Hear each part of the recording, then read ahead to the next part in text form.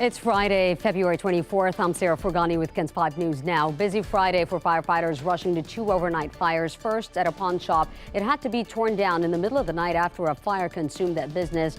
The Easy Pawn Shop on Goliad went up in flames. The fire was so intense it took hours for crews to get it under control. No injuries were reported, but the business was a total loss.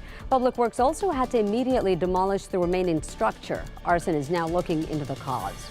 Just 10 minutes away from that, southeast of downtown, firefighters found themselves responding to a second fire overnight, this one at a home on West Highland Boulevard. The fire department says it appears the house is abandoned, but the flames spread to two neighboring homes. It is a total loss at this hour and no injuries.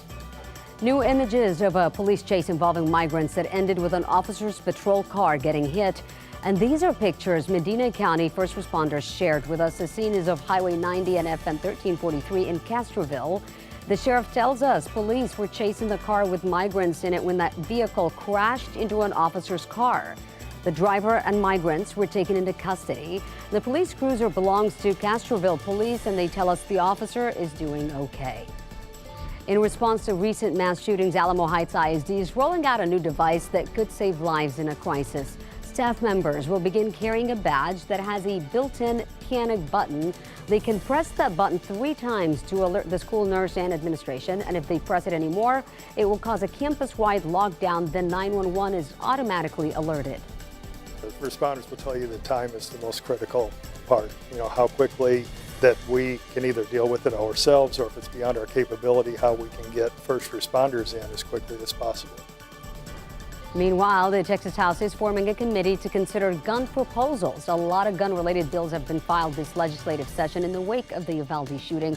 And now 13 committee members will look into topics like the sale and transfer of guns and ammo, as well as criminal offenses. The House Speaker says they plan to do everything in their power to keep children and classrooms safe. At the Bexar County Courthouse today, there's an active shooter training, and the offices of the county office complex will be closed starting at noon today. During the exercise, you can expect to see an increase in emergency vehicles and at times may experience excessive noise levels. Officials say there's no need to worry. This will last noon to 5 p.m. Governor Abbott has announced the statewide roadway construction plan. It will take 10 years and cost $10 billion. TxDOT wants to improve congestion and maintain roadways while increasing safety across the state. The governor said dedicating the funds makes sense to reduce fatalities on public roadways and also to address the recent Texas boom in population. 2 people have been arrested facing charges in a murder police say may have been over money. This is video of Bexar County deputies arresting Edis Hernandez Rivas and Marco Moreno Vasquez. The two are now charged with the murder of 32-year-old Duniel Valadares Fernandez. He was killed last Thursday in East Bexar County. The sheriff said detectives found surveillance video of the 2 suspects approaching the victim near a front porch and exchanging words with him before he was shot dead.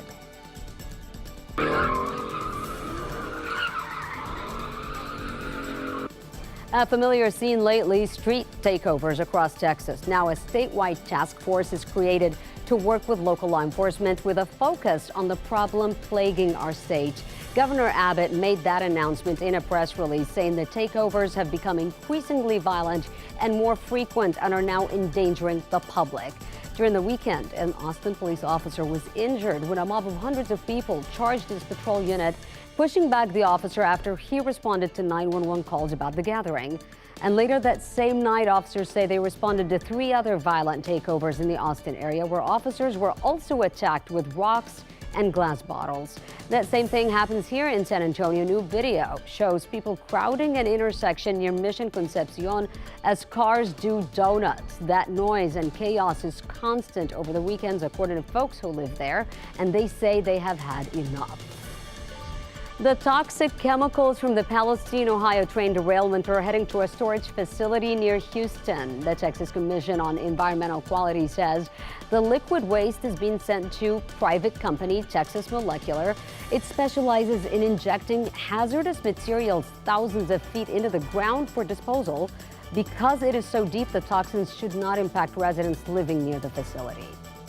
Here at home, the San Antonio Water System is hiring. SAWS is hosting a job fair this Saturday at its East Side offices, and it needs utility technicians, and equipment operators. The company says it has up to $2,000 incentives for new hires. Applications will be on site, but they recommend you apply in advance online.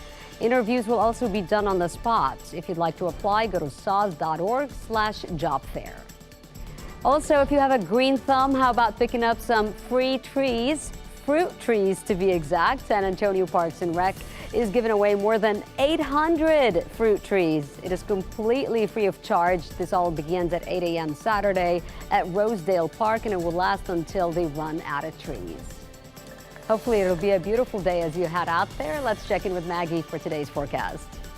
Well, no complaints here for your Friday. I will tell you it's going to be a little bit chilly, so don't forget that coat as you head outside. We'll be in the 50s, mid-50s, might get up to about 58 degrees. That's our high for today. Make it a nice hot coffee. But here's a look at your weekend ahead. Temperatures are going to be really nice for your 7-day forecast. Sarah? Thank you, Maggie. And that is KENS 5 News Now. Thanks so much for joining me. Remember, if you're in front of the TV, to pick up that remote and tune into KENS 5 Monday through Friday, 4:30 to 7 a.m. I'm Sarah Forgani. Thanks for joining me. See you Monday.